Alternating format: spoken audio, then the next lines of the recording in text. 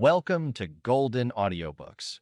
Be sure to subscribe and let us know in the comments where you're watching from and what book you'd like to hear next. Your feedback means a lot for us.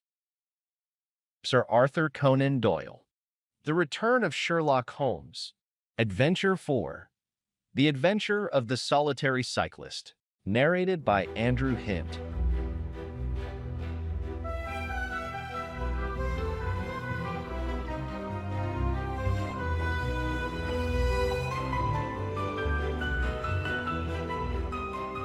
From the years 1894 to 1901 inclusive, Mr. Sherlock Holmes was a very busy man.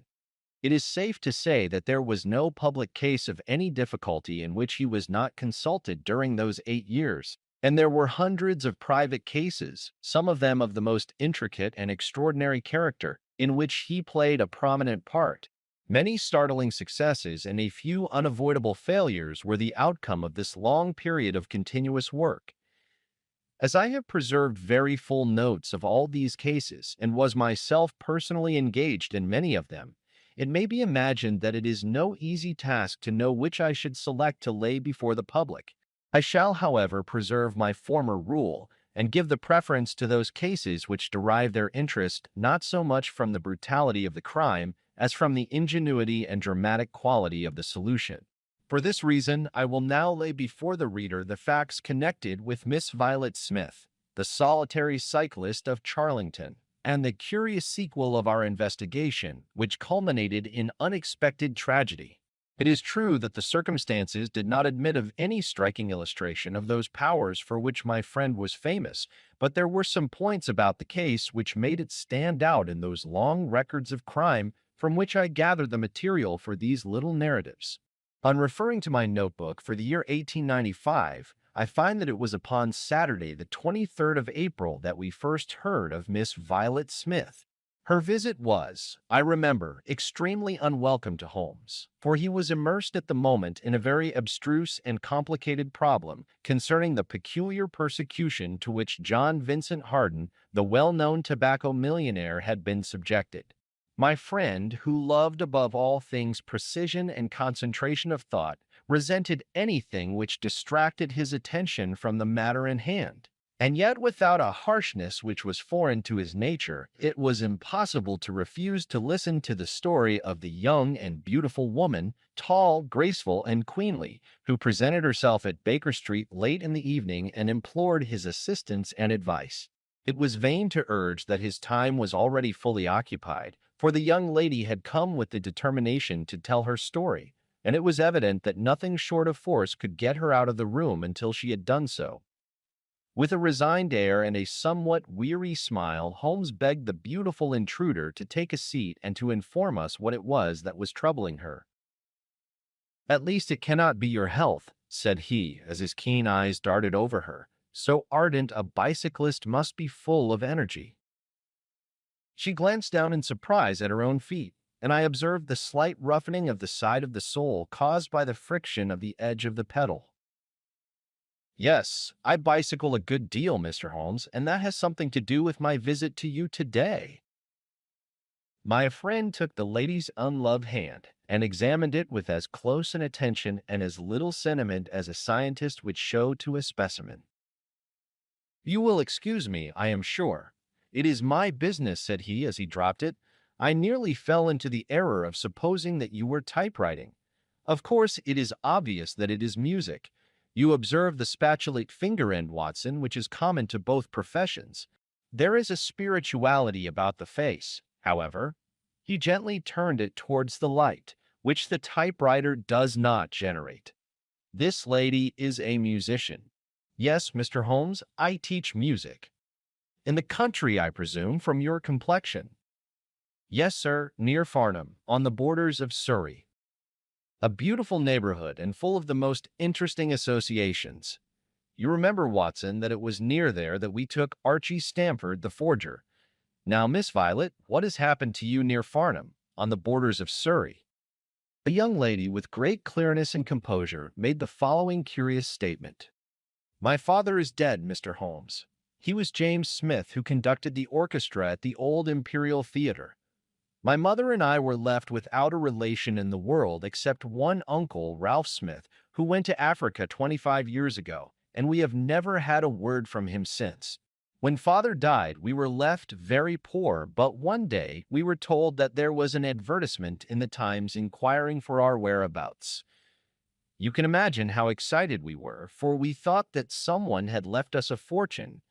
We went at once to the lawyer whose name was given in the paper. There we met two gentlemen, Mr. Carruthers and Mr. Woodley, who were home on a visit from South Africa. They said that my uncle was a friend of theirs, that he died some months before in great poverty in Johannesburg, and that he had asked them with his last breath to hunt up his relations and see that they were in no want. It seemed strange to us that Uncle Ralph, who took no notice of us when he was alive, should be so careful to look after us when he was dead. But Mr. Carruthers explained that the reason was that my uncle had just heard of the death of his brother and so felt responsible for our fate. "Excuse me," said Holmes, "when was this interview?" "Last December, 4 months ago." "Pray proceed." Mr. Woodley seemed to me to be a most odious person. He was forever making eyes at me, a coarse, puffy-faced, red-mustached young man, with his hair plastered down on each side of his forehead. I thought that he was perfectly hateful, and I was sure that Cyril would not wish me to know such a person. "Oh, Cyril is his name," said Holmes, smiling. The young lady blushed and laughed. "Yes, Mr. Holmes, Cyril Morton, an electrical engineer, and we hope to be married at the end of the summer." Dear me, how did I get talking about him?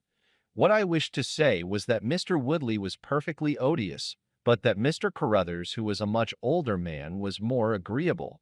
He was a dark, sallow, clean-shaven, silent person, but he had polite manners and a pleasant smile. He inquired how we were left, and on finding that we were very poor, he suggested that I should come and teach music to his only daughter, aged 10. I said that I did not like to leave my mother, on which he suggested that I should go home to her every weekend, and he offered me 100 a year, which was certainly splendid pay. So it ended by my accepting, and I went down to Chiltern Grange, about 6 miles from Farnham. Mr. Carruthers was a widower, but he had engaged a lady housekeeper, a very respectable elderly person, called Mrs. Dixon, to look after his establishment. The child was a dear, and everything promised well. Mr. Carruthers was very kind and very musical, and we had most pleasant evenings together. Every weekend I went home to my mother in town. The first flaw in my happiness was the arrival of the red-mustached Mr. Woodley. He came for a visit of a week, and oh, it seemed 3 months to me. He was a dreadful person, a bully to everyone else, but to me something infinitely worse. He made odious love to me, boasted of his wealth, said that if I married him I would have the finest diamonds in London, and finally, when I would have nothing to do with him, he seized me in his arms one day after dinner. He was hideously strong, and he swore that he would not let me go until I had kissed him. Mr. Carruthers came in and tore him off from me, on which he turned upon his own host, knocking him down and cutting his face open. That was the end of his visit, as you can imagine. Mr. Carruthers apologized to me next day and assured me that I should never be exposed to such an insult again. I have not seen Mr. Woodley since. And now, Mr. Holmes, I come at last to the special thing which has caused me to ask your advice today. You must know that every Saturday forenoon I ride on my bicycle to Farnham Station in order to get the 12:22 to town. The road from Chiltern Grange is a lonely one, and at one spot it is particularly so, for it lies for over a mile between Charlington Heath upon one side and the woods which lie round Charlington Hall upon the other. You could not find a more lonely tract of road anywhere, and it is quite rare to meet so much as a cart or a peasant until you reach the high road near Crooksbury Hill. 2 weeks ago I was passing this place when I chanced to look back over my shoulder, and about 200 yards behind me I saw a man, also on a bicycle. He seemed to be a middle-aged man, with a short dark beard. I looked back before I reached Farnham, but the man was gone, so I thought no more about it. But you can imagine how surprised I was, Mr. Holmes, when on my return on the Monday I saw the same man on the same stretch of road. My astonishment was increased when the incident occurred again, exactly as before, on the following Saturday and Monday. He always kept his distance and did not molest me in any way, but still it certainly was very odd. I mentioned it to Mr. Carruthers, who seemed interested in what I said and told me that he had ordered a horse and trap, so that in future I should not pass over these lonely roads without some companion. The horse and trap were to have come this week, but for some reason they were not delivered, and again I had to cycle to the station. That was this morning. You can think that I looked out when I came to Charlington Heath, and there, sure enough, was the man, exactly as he had been the 2 weeks before. He always kept so far from me that I could not clearly see his face, but it was certainly someone whom I did not know. He was dressed in a dark suit with a cloth cap. The only thing about his face that I could clearly see was his dark beard. Today I was not alarmed, but I was filled with curiosity, and I determined to find out who he was and what he wanted. I slowed down my machine, but he slowed down his. Then I stopped altogether, but he stopped also. Then I laid a trap for him. There is a sharp turning of the road, and I pedaled very quickly round this, and then I stopped and waited. I expected him to shoot round and pass me before he could stop, but he never appeared. Then I went back and looked round the corner.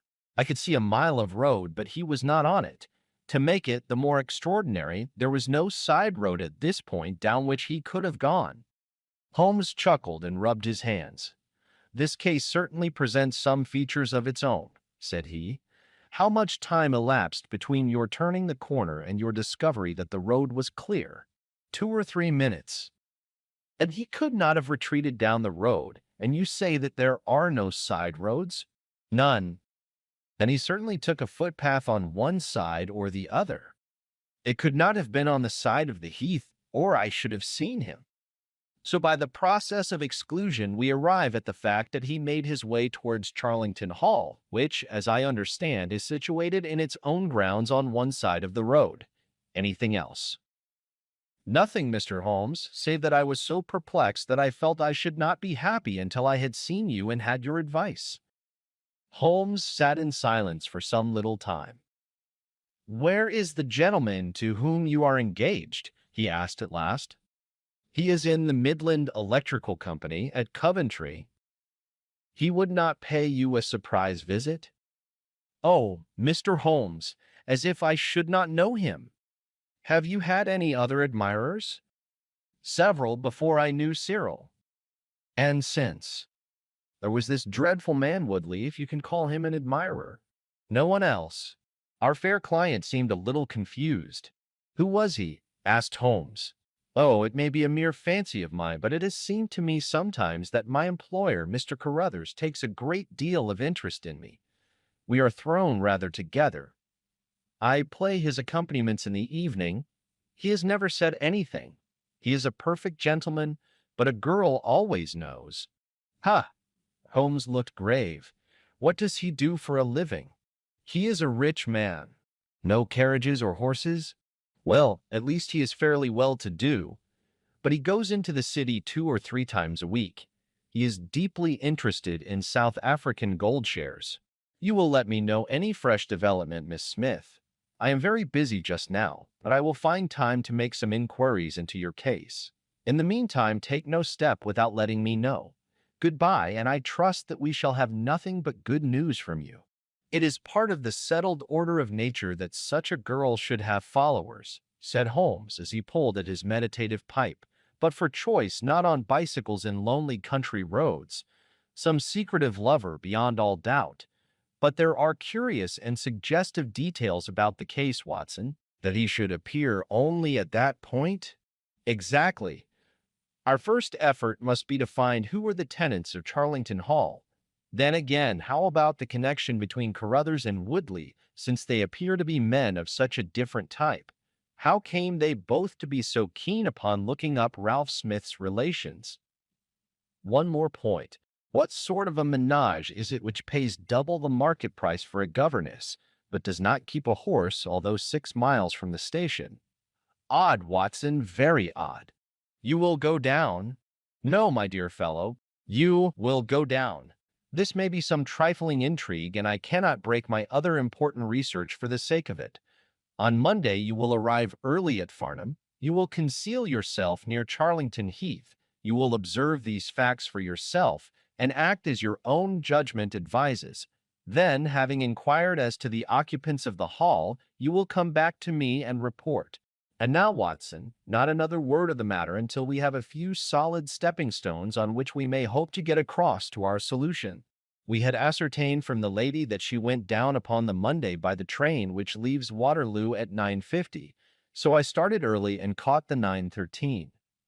At Farnham Station, I had no difficulty in being directed to Charlington Heath.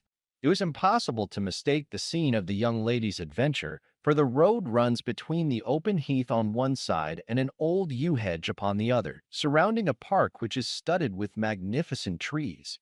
There was a main gateway of lichen-studded stone, each side pillar surmounted by moldering heraldic emblems, but besides this central carriage drive, I observed several points where there were gaps in the hedge and paths leading through them.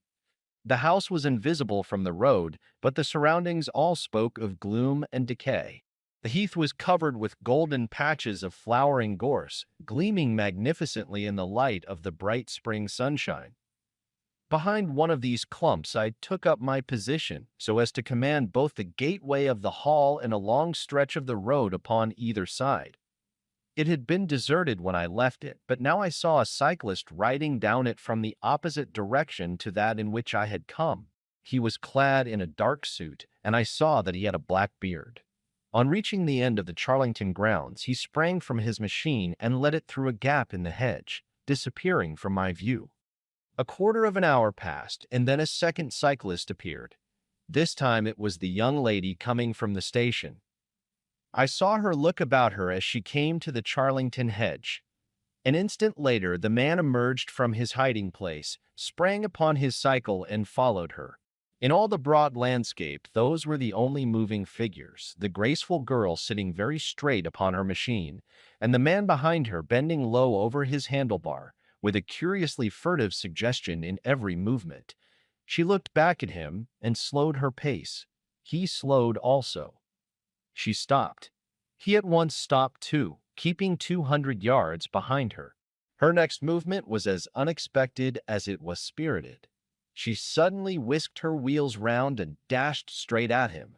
He was as quick as she, however, and darted off in desperate flight.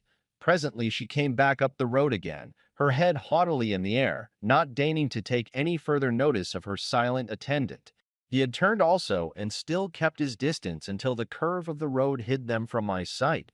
I remained in my hiding place, and it was well that I did so, for presently the man reappeared cycling slowly back. He turned in at the hall gates and dismounted from his machine. For some few minutes I could see him standing among the trees. His hands were raised, and he seemed to be settling his necktie. Then he mounted his cycle and rode away from me down the drive towards the hall. I ran across the heath and peered through the trees. Far away I could catch glimpses of the old gray building with its bristling Tudor chimneys, but the drive ran through a dense shrubbery, and I saw no more of my man. However, it seemed to me that I had done a fairly good morning's work, and I walked back in high spirits to Farnham. The local house agent could tell me nothing about Charlington Hall and referred me to a well-known firm in Pall Mall. There I halted on my way home and met with courtesy from the representative. No, I could not have Charlington Hall for the summer. I was just too late. It had been let about a month ago. Mr. Williamson was the name of the tenant. He was a respectable elderly gentleman. The polite agent was afraid he could say no more, as the affairs of his clients were not matters which he could discuss. Mr. Sherlock Holmes listened with attention to the long report which I was able to present to him that evening, but it did not elicit that word of curt praise which I had hoped for and should have valued. On the contrary, his austere face was even more severe than usual as he commented upon the things that I had done and the things that I had not. "Your hiding place, my dear Watson, was very faulty. You should have been behind the hedge. Then you would have had a close view of this interesting person. As it is, you were some hundreds of yards away, and can tell me even less than Miss Smith. She thinks she does not know the man. I am convinced she does. Why otherwise should he be so desperately anxious that she should not get so near him as to see his features? You describe him as bending over the handlebar. Concealment again, you see. You really have done remarkably badly. He returns to the house and you want to find out who he is. You come to a London house agent. What should I have done? I cried with some heat. Gone to the nearest public house. That is the center of country gossip. They would have told you every name, from the master to the scullery maid. Williamson. It conveys nothing to my mind. If he is an elderly man, he is not this active cyclist who sprints away from that athletic young lady's pursuit. What have we gained by your expedition? The knowledge that the girl's story is true. I never doubted it. That there is a connection between the cyclist and the hall. I never doubted that either. That the hall is tenanted by Williamson. Who's the better for that? Well, well, my dear sir, don't look so depressed. We can do little more until next Saturday, and in the meantime I may make one or two inquiries myself. Next morning we had a note from Miss Smith recounting shortly and accurately the very incidents which I had seen, but the pith of the letter lay in the postscript. I am sure that you will respect my confidence, Mr. Holmes, when I tell you that my place here has become difficult owing to the fact that my employer has proposed marriage to me. I am convinced that his feelings are most deep and most honorable. At the same time, my promise is of course given. He took my refusal very seriously, but also very gently. You can understand, however, that the situation is a little strained. Our young friend seems to be getting into deep waters, said Holmes thoughtfully as he finished the letter. The case certainly presents more features of interest and more possibility of development than I had originally thought. I should be none the worse for a quiet, peaceful day in the country, and I am inclined to run down this afternoon and test one or two theories which I have formed. Holmes's quiet day in the country had a singular termination, for he arrived at Baker Street late in the evening with a cut lip and a discolored lump upon his forehead, besides a general air of dissipation which would have made his own person the fitting object of a Scotland Yard investigation. He was immensely tickled by his own adventures and laughed heartily as he recounted them. I get so little active exercise that it is always a treat, said he. You are aware that I have some proficiency in the good old British sport of boxing. Occasionally it is of service. Today, for example, I should have come to very ignominious grief without it. I begged him to tell me what had occurred. I found that country pub, which I had already recommended to your notice, and there I made my discreet inquiries. I was in the bar, and a garrulous landlord was giving me all that I wanted. Williamson is a white-bearded man, and he lives alone with a small staff of servants at the hall.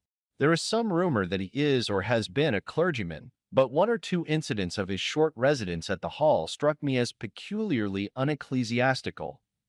I have already made some inquiries at a clerical agency, and they tell me that there was a man of that name in orders whose career has been a singularly dark one. The landlord further informed me that there are usually week-end visitors, a warm lot, sir, at the hall, and especially one gentleman with a red mustache, Mr. Woodley by name, who was always there. We had got as far as this when who should walk in but the gentleman himself, who had been drinking his beer in the tap-room and had heard the whole conversation. What did I mean by asking questions? He had a fine flow of language, and his adjectives were very vigorous. He ended a string of abuse by a vicious backhander which I failed to entirely avoid. The next few minutes were delicious. It was a straight left against a slogging ruffian. I emerged as you see me. Mr. Woodley went home in a cart. So ended my country trip, and it must be confessed that however enjoyable, my day on the Surrey border has not been much more profitable than your own. The Thursday brought us another letter from our client. You will not be surprised, Mr. Holmes, said she, to hear that I am leaving Mr. Carruthers's employment. Even the high pay cannot reconcile me to the discomforts of my situation.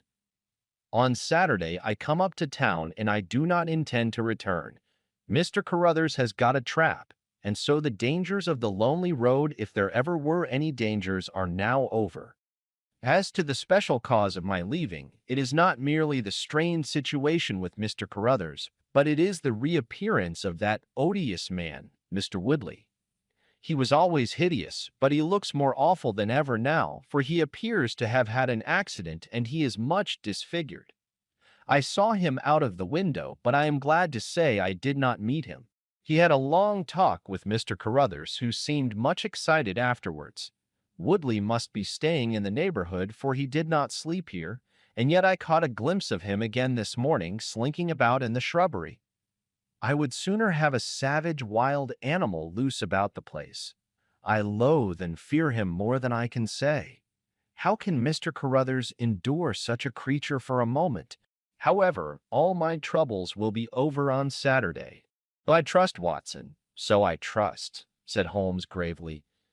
There is some deep intrigue going on round that little woman, and it is our duty to see that no one molests her upon that last journey. I think, Watson, that we must spare time to run down together on Saturday morning and make sure that this curious and inconclusive investigation has no untoward ending. I confess that I had not up to now taken a very serious view of the case, which had seemed to me rather grotesque and bizarre than dangerous. That a man should lie in wait for and follow a very handsome woman is no unheard of thing, and if he had so little audacity that he not only dared not address her, but even fled from her approach, he was not a very formidable assailant. The ruffian Woodley was a very different person, but except on one occasion he had not molested our client, and now he visited the house of Carruthers without intruding upon her presence. The man on the bicycle was doubtless a member of those week-end parties at the hall of which the publican had spoken, but who he was or what he wanted was as obscure as ever. It was the severity of Holmes's manner and the fact that he slipped a revolver into his pocket before leaving our rooms, which impressed me with the feeling that tragedy might prove to lurk behind this curious train of events. A rainy night had been followed by a glorious morning, and the heath-covered countryside with the glowing clumps of flowering gorse seemed all the more beautiful to eyes which were weary of the duns and drabs and slate-grays of London. Holmes and I walked along the broad, sandy road inhaling the fresh morning air and rejoicing in the music of the birds and the fresh breath of the spring. From a rise of the road on the shoulder of Crooksbury Hill, we could see the grim hall bristling out from amidst the ancient oaks which, old as they were still younger than the building which they surrounded. Holmes pointed down the long tract of road which wound, a reddish-yellow band, between the brown of the heath and the budding green of the woods. Far away, a black dot, we could see a vehicle moving in our direction. Holmes gave an exclamation of impatience. "I had given a margin of half an hour," said he. "If that is her trap, she must be making for the earlier train. I fear, Watson, that she will be past Charlington before we can possibly meet her." From the instant that we passed the rise, we could no longer see the vehicle, but we hastened onwards at such a pace that my sedentary life began to tell upon me, and I was compelled to fall behind. Holmes, however, was always in training, for he had inexhaustible stores of nervous energy upon which to draw. His springy step never slowed until suddenly, when he was 100 yards in front of me, he halted, and I saw him throw up his hand with a gesture of grief and despair. At the same instant, an empty dog-cart, the horse cantering, the reins trailing, appeared round the curve of the road and rattled swiftly towards us. "Too late, Watson, too late!" cried Holmes, as I ran panting to his side. "Fool that I was not to allow for that earlier train. It's abduction, Watson, abduction! Murder! Heaven knows what! Block the road? Stop the horse! That's right. Now jump in and let us see if I can repair the consequences of my own blunder." We had sprung into the dog-cart, and Holmes, after turning the horse, gave it a sharp cut with the whip, and we flew back along the road. As we turned the curve, the whole stretch of road between the hall and the heath was opened up. I grasped Holmes's arm. "That's the man," I gasped. A solitary cyclist was coming towards us. His head was down and his shoulders rounded as he put every ounce of energy that he possessed onto the pedals. He was flying like a racer. Suddenly he raised his bearded face, sawed us close to him, and pulled up, springing from his machine. That coal-black beard was in singular contrast to the pallor of his face, and his eyes were as bright as if he had a fever. He stared at us and at the dog cart. Then a look of amazement came over his face. "Hello! Stop there," he shouted, holding his bicycle to block our road. "Where did you get that dog cart? Pull up, man!" he yelled, drawing a pistol from his side pocket. "Pull up, I say, or by George, I'll put a bullet into your horse." Holmes threw the reins into my lap and sprang down from the cart. "You're the man we want to see. Where is Miss Violet Smith?" he said, in his quick, clear way. "That's what I am asking you. You're in her dog cart. You ought to know where she is." "We met the dog cart on the road. There was no one in it. We drove back to help the young lady." "Good Lord! Good Lord! What shall I do?" cried the stranger in an ecstasy of despair. "They've got her, that hellhound Woodley and the blackguard parson. Come, man, come, if you really are her friend. Stand by me and we'll save her, if I have to leave my carcass in Charlington Wood."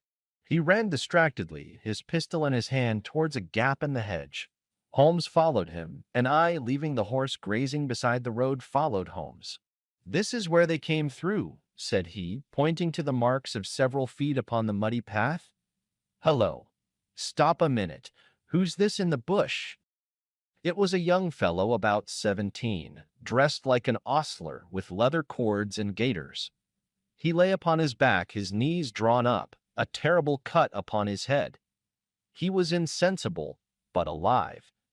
A glance at his wound told me that it had not penetrated the bone. "That's Peter, the groom," cried the stranger. "He drove her. The beasts have pulled him off and clubbed him.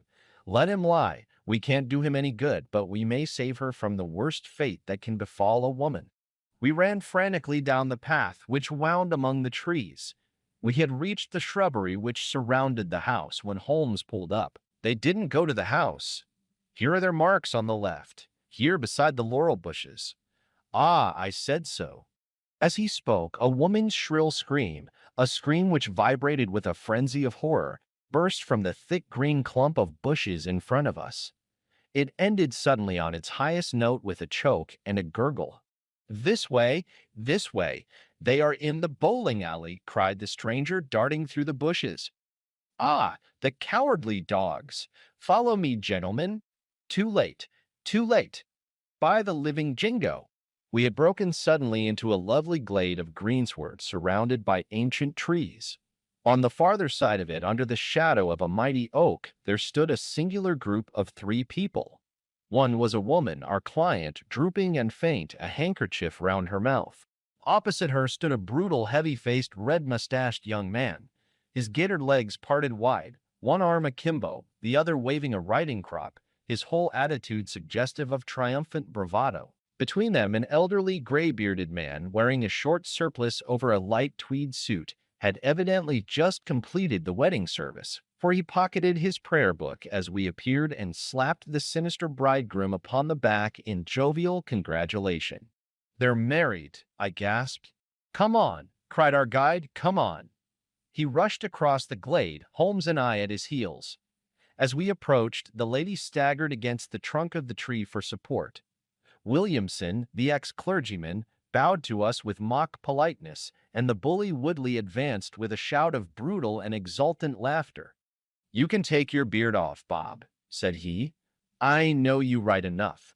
Well, you and your pals have just come in time for me to be able to introduce you to Mrs. Woodley." Our guide's answer was a singular one.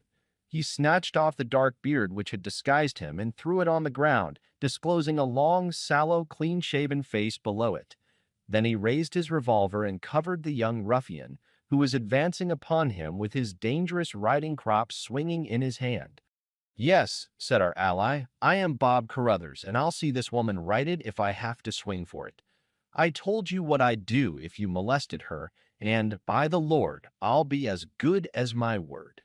"You're too late. She's my wife." "No, she's your widow." His revolver cracked, and I saw the blood spurt from the front of Woodley's waistcoat. He spun round with a scream and fell upon his back, his hideous red face turning suddenly to a dreadful mottled pallor. The old man, still clad in his surplice, burst into such a string of foul oaths as I have never heard, and pulled out a revolver of his own. But before he could raise it, he was looking down the barrel of Holmes's weapon. "Enough of this," said my friend coldly.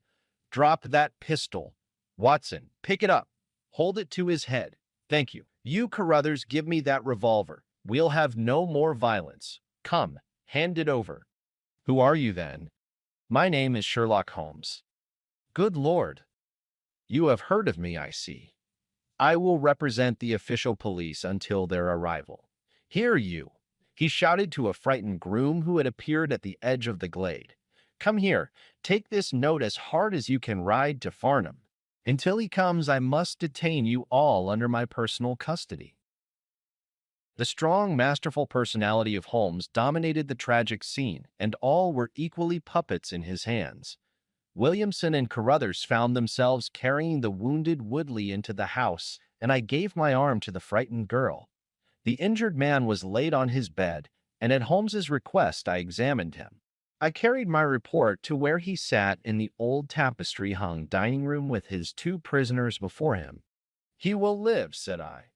"What?" cried Carruthers, springing out of his chair. "I'll go upstairs and finish him first. Do you tell me that that girl, that angel, is to be tied to roaring Jack Woodley for life?" "You need not concern yourself about that," said Holmes. "There are two very good reasons why she should under no circumstances be his wife. In the first place, we are very safe in questioning Mr. Williamson's right to solemnize a marriage." "I have been ordained," cried the old rascal, "and also unfrocked." "Once a clergyman, always a clergyman." "I think not. How about the license?" "We had a license for the marriage. I have it here in my pocket." "Then you got it by a trick. But in any case, a forced marriage is no marriage, but it is a very serious felony, as you will discover before you have finished. You'll have time to think the point out during the next 10 years or so, unless I am mistaken. As to you, Carruthers, you would have done better to keep your pistol in your pocket." "I begin to think so, Mr. Holmes, but when I thought of all the precaution I had taken to shield this girl, for I loved her, Mr. Holmes, and it is the only time that ever I knew what love was, it fairly drove me mad to think that she was in the power of the greatest brute and bully in South Africa, a man whose name is a holy terror from Kimberley to Johannesburg. Why, Mr. Holmes, you'll hardly believe it, but ever since that girl has been in my employment, I never once let her go past this house, where I knew these rascals were lurking, without following her on my bicycle just to see that she came to no harm. I kept my distance from her, and I wore a beard so that she should not recognize me, for she is a good and high-spirited girl, and she wouldn't have stayed in my employment long if she had thought that I was following her about the country roads." "Why didn't you tell her of her danger?" "Because then, again, she would have left me, and I couldn't bear to face that.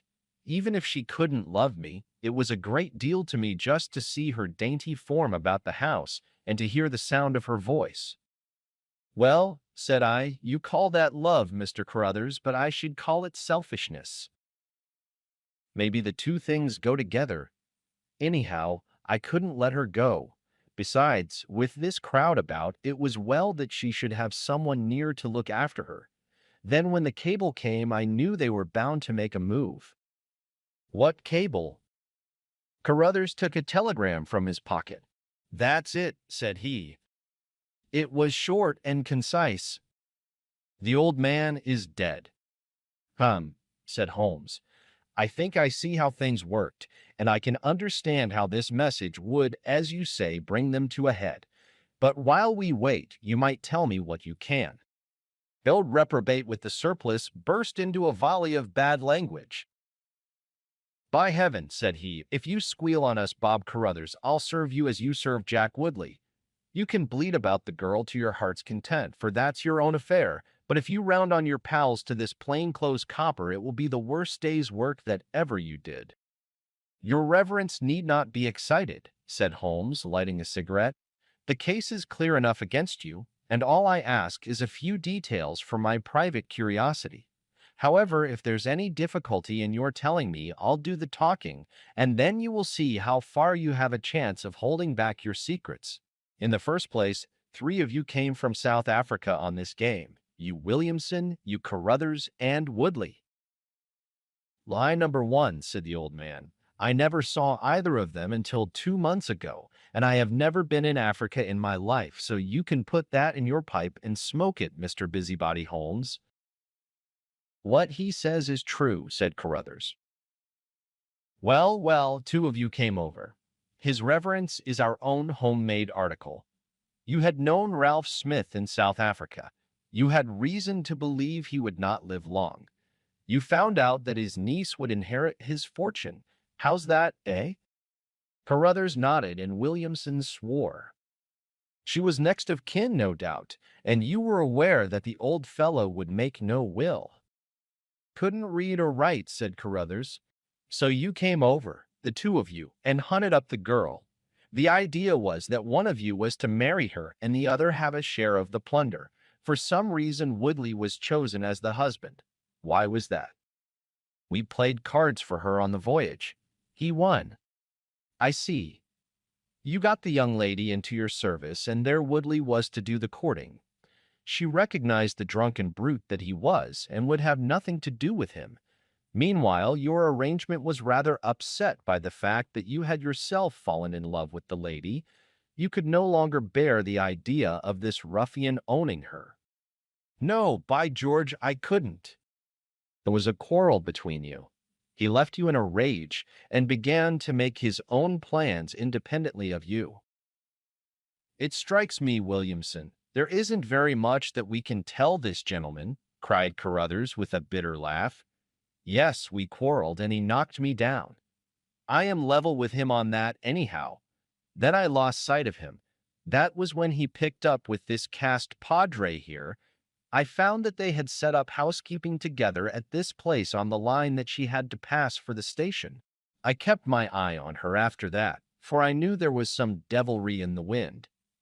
I saw them from time to time, for I was anxious to know what they were after.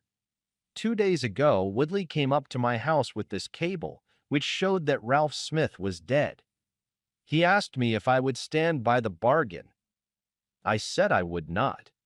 He asked me if I would marry the girl myself and give him a share. I said I would willingly do so, but that she would not have me. He said, let us get her married first, and after a week or two she may see things a bit different. I said I would have nothing to do with violence. So he went off cursing like the foul-mouthed blackguard that he was, and swearing that he would have her yet. She was leaving me this weekend, and I had got a trap to take her to the station, but I was so uneasy in my mind that I followed her on my bicycle. She had got a start, however, and before I could catch her, the mischief was done. The first thing I knew about it was when I saw you two gentlemen driving back in her dog-cart. Holmes rose and tossed the end of his cigarette into the grate. I have been very obtuse, Watson, said he. When in your report you said that you had seen the cyclist as you thought arrange his necktie in the shrubbery, that alone should have told me all.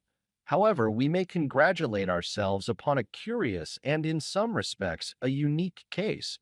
I perceive 3 of the county constabulary in the drive, and I am glad to see that the little ostler is able to keep pace with them. So it is likely that neither he nor the interesting bridegroom will be permanently damaged by their morning's adventures. I think, Watson, that in your medical capacity you might wait upon Miss Smith and tell her that if she is sufficiently recovered, we shall be happy to escort her to her mother's home. If she is not quite convalescent, you will find that a hint that we were about to telegraph to a young electrician in the Midlands would probably complete the cure. As to you, Mr. Carruthers, I think that you have done what you could to make amends for your share in an evil plot. There is my card, sir, and if my evidence can be of help to you in your trial, it shall be at your disposal. In the whirl of our incessant activity, it has often been difficult for me, as the reader has probably observed, to round off my narratives and to give those final details which the curious might expect. Each case has been the prelude to another, and the crisis once over the actors have passed forever out of our busy lives. I find, however, a short note at the end of my manuscripts dealing with this case, in which I have put it upon record that Miss Violet Smith did indeed inherit a large fortune, and that she is now the wife of Cyril Morton, the senior partner of Morton and Kennedy, The famous Westminster electricians, Williamson and Woodley, were both tried for abduction and assault, the former getting 7 years and the latter 10. Of the fate of Carruthers I have no record, but I am sure that his assault was not viewed very gravely by the court, since Woodley had the reputation of being a most dangerous ruffian, and I think that a few months were sufficient to satisfy the demands of justice.